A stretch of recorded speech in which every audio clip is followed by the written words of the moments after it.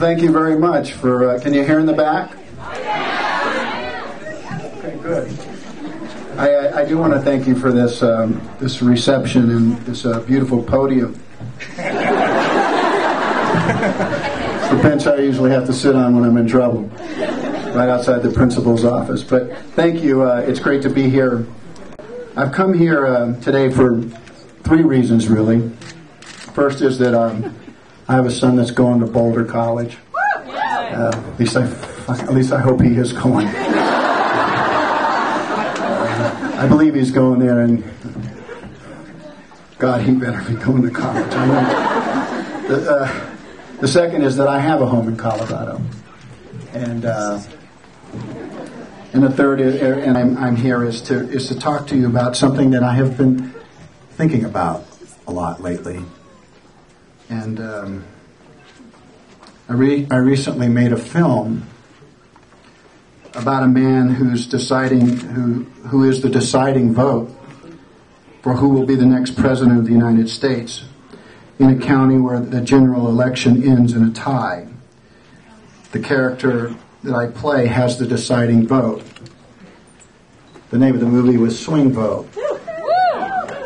Now, I guess, how much do I care about this idea of voting?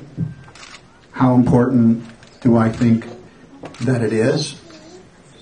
Well, I paid for the film myself by mortgaging the house that means so much to me. It's a house I built for my wife, and I built for my children. I built it for them to be there long after I'm gone. I intend to be buried there. That's how much I love that house.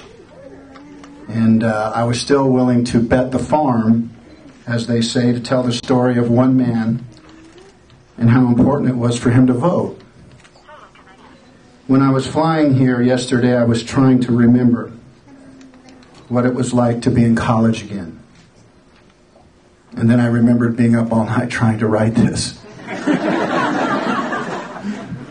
Trying to get it right. And in doing so, I had a thought. What if I could go back in time? What if I could go back and talk to myself? What would I say? Well, I would be talking to myself back in the 70s, when we were still fighting in Vietnam, when there was a disgraced American president leaving office. There was an embargo on oil, and there were gas lines. There were American hostages being held against their own will in Iran. Fundamentalism was dominating the headlines, and religious intolerance, had replaced the Beatles singing Imagine. Imagine there's no country. Isn't it hard to do? Nothing to fight for and die for. No religion too. And I realize that so little has changed. And now my son is out there. And I'm sorry I haven't made this a better world for him. And for you. You deserve better. He deserves better. When I think about going back in time to talk to myself, I wonder if I could have convinced myself that the world was going to turn out like this. And so I'm here to say to you, I'm determined to make good on the promise of my generation. We were going to change the world, but we haven't. And now we're running out of time for ourselves and our children. And the question remains, it lingers. It haunts. It stares us straight in the eye and begs the question, when are we going to start to make this place a better world? For those of us today, and for those who will come after us. Well, maybe we can start next Tuesday. Maybe there's an urgency to next Tuesday. Maybe it does matter who is the President of the United States. I mean, I say that as a joke, only because there's an old theory out there that suggests that it really doesn't matter who the President is, that the country just keeps on running regardless? Well, it seems like it matters to me. All you have to do is look at the last 8 years. George Bush was elected to be president by one vote. Think about it for a second. This wasn't a movie. It wasn't a joke. When the Supreme Court voted 5-4 in favor of George Bush, one man's vote did count.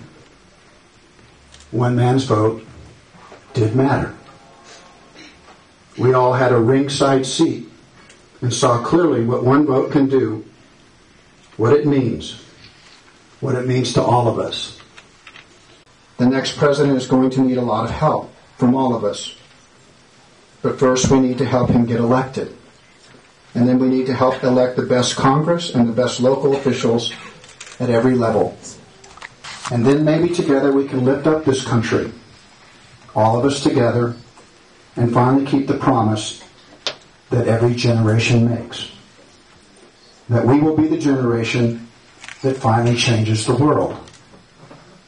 My generation did not get it done. We need you to help us. So help your parents. Help your grandparents. Your sisters and your brothers. Help Americans that you will never meet. You can change the world. We must change the world. The truth is, we have to change the world.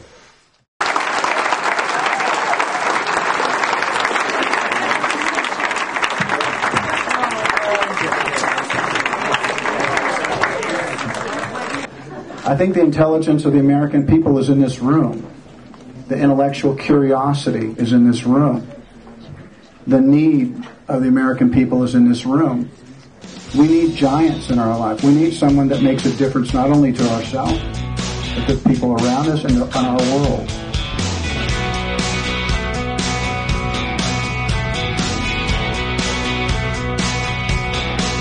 You got to swing for the fence.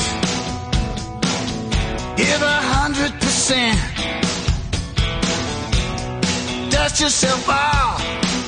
Yeah, get up and do it again. You're the only one can make your dreams come true.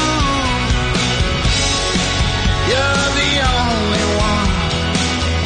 It's all up to you.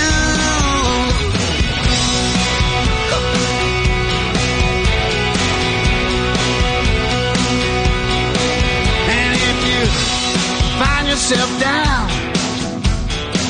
you know that